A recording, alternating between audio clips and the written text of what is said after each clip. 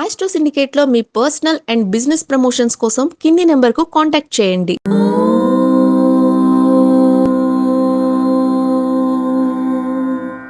ఓం శ్రీ గురుభ్యో నమః. హరి ఓం. ఆపదామపహర్తారం దాతారం సర్వసంపదాం లోకాభిరామం శ్రీరామం భూయో భూయో నమామ్యహం. ఈ మధ్య కొద్దిగా మితిమీరినటువంటి జ్ఞానం పెరిగిపోయింది. మితిమీరిన జ్ఞానం అంటారు దాన్ని. కొన్ని పనులు చేయొద్దురా అంటే నేను అందులోనే అద్దుకొని తింటా అన్నట్టు వెనకటికోడు. అది కూడా మనకి ఆహారం లాంటి కదా. పంది తింటుంది ఆహారాన్ని, మనము కూడా తింటే ఏమవుతుంది అన్నదట వెనకటికోడు. పంది తినే ఆహారం ఏమిటి? మన అశుద్ధాన్ని తింటుంది అది. మరి పంది తినే ఆహారాన్ని పందిని తింటున్నాం కాబట్టి మన అశుద్ధం తిన్నట్టే కదా. మరి అంటే ఇప్పుడు మన అశుద్ధాన్ని తిందామా? ఆలోచన చేయండి. అంటే ప్రతి విషయానికి ఒక నియమము నిబద్ధత ఉంటుంది. మన అశుద్ధాన్ని తినే పందిని మనం తింటున్నాం కాబట్టి డైరెక్ట్గా నేరుగా మన అశుద్ధాన్ని తింటున్నారా? ఇది ఎంతవరకు సమంజసము అనేది మనం ఆలోచించబోయాలి. ఎందుకు ఇంత ఘాటుగా మాట్లాడుతున్నాడు కిరణ్ శర్మ అంటే, ఏ ఒక్క వ్యక్తినో నేనేమనట్లేదండి. ఈ మధ్య ఇన్స్టాగ్రామ్లలో కొత్త వాటిల్లో నేను 4 సంవత్సరాల నుంచి అమ్మవారిని అలంకరణ చేస్తున్న, అమ్మవారిని నేను చాలా లోపలికి వెళ్తున్న, నైవేద్యాలు ముట్టుకుంటున్నా, నాకు పీరియడ్స్ వచ్చినా అంటే రక్తస్రావము జరిగినా సరే నాకు అమ్మాయి శాపం కట్టలేదు, నేను చాలా బాగున్నాను తెలుస్తుంది. అది 4-5 సంవత్సరాల తర్వాతనో కొన్ని సంవత్సరాల తర్వాతనో లత్త కొడితే అప్పుడు అర్థమవుతుంది. మన పెద్దవాళ్ళు, మన పూర్వీకులు సత్సంప్రదాయబద్ధమైనటువంటి నీతి నియమం పెట్టారు. గుడిలో ఎలా ఉండాలి? మడిగట్టుకొని ఉండాలి. మడి అంటే ఏమిటి? కరోనా సమయం నువ్వు ఎలా ఉన్నావు ఆలోచించండి. చేతులు బాగా కడుక్కోవడం, ఉతికిన వస్త్రాలు వేసుకోవడం, ఇంకొక వస్త్రంతో జాయింట్ చేయకపోవడం, ఇవన్నీ ఎటువంటి ఉపద్రవాలు వచ్చినప్పుడు, తుఫానులు ఇటువంటి కూలిపోయినప్పుడు, భూకంపాలు వచ్చినప్పుడు ఇందుకే వస్తాయి. ఇప్పుడు నువ్వు చేయవల్ల ఏం కాదు. మనకు కథ ఉంది, చిన్న కథ. అది నిజమా అబద్ధం పక్కకి పెడితే, ఒకప్పుడు ఒక బస్సులో ఒక ప్రయాణికులు ప్రయాణం చేస్తున్నారట. అందులో ఈ బస్సు వెళ్తున్నా కొద్దీ ఒక పిడుగు బట్టి ప్రమాద సంకేతం చూపిస్తోంది. గుంతలు ఏర్పడుతున్నాయి. ఒక ఆయన పెద్ద అన్నట, మన దాంట్లో ఎవడో ఒకడు పాపకర్మ ఉన్నాడు, పాపాత్ముడు ఉన్నాడు, వాడి వల్ల మనకి ఇది ఇబ్బంది అవుతుంది. మరి మనం బస్సు దిగి ఒక్కొక్కళ్ళు బస్సుకి ఒక 10 మీటర్ల దూరంలో ఉన్న వాళ్ళు ఉండి వెనక్కి రావాలి. అలా మనం అందరం కూడా 40 మందికి కూడా వెళ్ళొద్దామని చెప్పేసి ఒక్కొక్కళ్ళుగా వెళ్తున్నారు, వస్తున్నారు. అందరూ వచ్చేసారు, అందరు హ్యాపీగా. ఒక్కడు మాత్రం మిగిలాడు పాపం. ఒక సన్యాసి మిగిలాడు. అందరూ అనుకున్నారు, ఆహా నువ్వు ఒక్కడే వేరా, నువ్వు సన్యాసి వేషం వేసుకున్న దొంగవు నువ్వు, మరి కాబట్టి నువ్వే వెళ్ళు, ఇక నువ్వే దుర్మార్గుడివి, నీ వల్లనే ఇప్పుడు జరుగుతుంది, ఇక నిక్కచ్చిగా వచ్చేసింది, నువ్వు బయటికి వెళ్ళి అక్కడ 10 మీటర్లు నిలబడి రమ్మని చెప్తారు. ఆయన ఆ సన్యాసి బయటికి వెళ్ళి, దాని సన్యాసి కులమతాలు లేవు. ఆ సన్యాసి బయటికి వెళ్ళి స్వామివారి ధ్యానం చేసుకున్నప్పుడు ఒక పిడుగు వచ్చి బస్సు మీద పడి బస్సు అంతా భస్మం అయిపోయింది. ఇప్పుడు ఎవరు పుణ్యాత్ముడు ఎవరు పాపాత్ముడు అనే విషయం అర్థమైపోయిందిగా. అప్పటికి వాళ్ళ ఆత్మలు గాల్లో కలిసిపోయాయి. అలాగా పుణ్యాత్ముల యొక్క బలము వల్ల ఇటువంటి దౌర్భాగ్యపు స్థితి, నువ్వు కట్టుకున్న గుళ్ళోకి నీ ఇంట్లోకి నువ్వు ముట్టుకుంటున్నావు, నువ్వు ముట్టుకుంటున్నావు, నీ ఇంట్లో చేసుకుంటున్నావు. ఇప్పుడు కేవలం హిందూ మతం వాళ్ళు మాత్రమే ఇటువంటి పద్ధతుల్ని పాటిస్తారు. అన్య మతస్థులు పాటించే అవకాశం లేదు. వాళ్ళకి దేవదార్చన లేదు, దేవుడికి అడగరు. వాళ్ళు ఆ పీరియడ్స్ వాళ్ళు నమాజ్ చేసుకుంటారు, వీళ్ళు ప్రార్థనలు చేస్తారు, కాబట్టి దానికి సంబంధం లేదు. కానీ హైందవ తత్వం ఉన్నటువంటి వ్యక్తులు దైవ కార్యం చేసేటప్పుడు, దేవుళ్ళని కడుగుతున్నప్పుడు, దేవుడికి అర్చన చేస్తున్నప్పుడు నీతి నిబద్ధత, ఒక మడి ఆచారము పెట్టుకుంటారు. అది వారి ఆచారం, ఇది తప్పదు. దాని గురించి ఇప్పుడు ఇన్స్టాగ్రామ్లో కొత్తగా ఇంత పెద్ద బొట్లు పెట్టి, నడుమిలో బొట్లు పెట్టి, కంఠానికి బొట్లు పెట్టి, పెద్ద బొట్లు పెట్టి, దేవుడి ముందే కూర్చొని, అమ్మవారి ఆకారంలో కూర్చున్నట్టు ముందు కూర్చొని, నన్ను 4 ఏళ్ళుగా చూస్తున్నావు నన్ను నువ్వు అంటే 4 ఏళ్ళుగా ఆయన రోజు నీకు ప్రతి మాసం పీరియడ్ వచ్చినప్పుడు చూస్తున్నారు అందరు మిమ్మల్ని. ఏమన్నా ఇలా చేయడం వల్ల ప్రమాదము. ఆ 3 రోజులు ఆ 4 రోజులు నువ్వు గుడికి వెళ్ళకపోతే కొట్టిన వాళ్ళు ఎవడున్నాడు ఆలోచించండి. ఇట్లా మనం చేసేటువంటి వక్రమైనటువంటి భాష్యాలు ప్రమాదంలో పడేసి ఇప్పటికే పిల్లలకి ఇవన్నీ తెలియట్లేదు. కొంతమంది ఈ మధ్య మనకి అయ్యప్ప స్వామి మీదకి శానిటరీ ప్యాడ్ విసిరేసినటువంటి దౌర్భాగ్యపు వ్యక్తుల మధ్య ఉన్నాం మనం. శానిటరీ ప్యాడ్స్ని అయ్యప్ప స్వామి గుడి మీదకి విసిరేసిన వాళ్ళు, వాళ్ళ మీదకి ఇచ్చిన వాళ్ళు పేపర్లో మీరు చూశారు.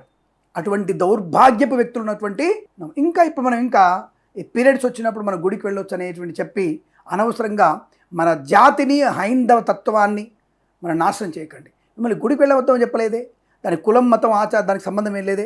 అది బ్రాహ్మణుడు కానీ శూద్రుడు కానీ ఎవరైనా సరే అక్కడికి వెళ్ళొద్దని చెప్తున్నారు. పీరియడ్స్ ఉన్నప్పుడు వెళ్ళకూడదు.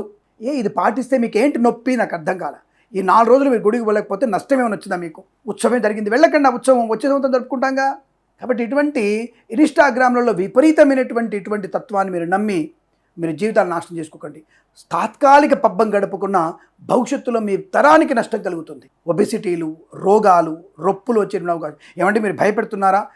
ప్రజల్ని మభ్యపెడుతున్నారు, భయభ్రాంతులు చేసి మీరు పబ్బం గడుపుకుంటారు. మీరు ఋతువులో ఉండి పీరియడ్స్ వచ్చినప్పుడు మీరు గుడికి వెళ్తే నాకేంటి, గుడికి వెళ్ళకపోతే నాకేంటి?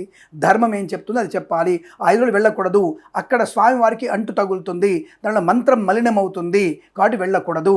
అయ్యప్ప స్వామి మాల ఉన్న వాళ్ళు ఎందుకు? మీరు వెళ్ళండి, ఒకసారి చూస్తారు. మీ ఇంట్లో మీరు అయ్యప్ప మాల వేసుకుని నీ భార్య కనుక ఋతుస్రావం అయితే నువ్వు పక్కన కూర్చోబెట్టి అయ్యప్ప స్వామి పూజ చేయగలుగుతావా?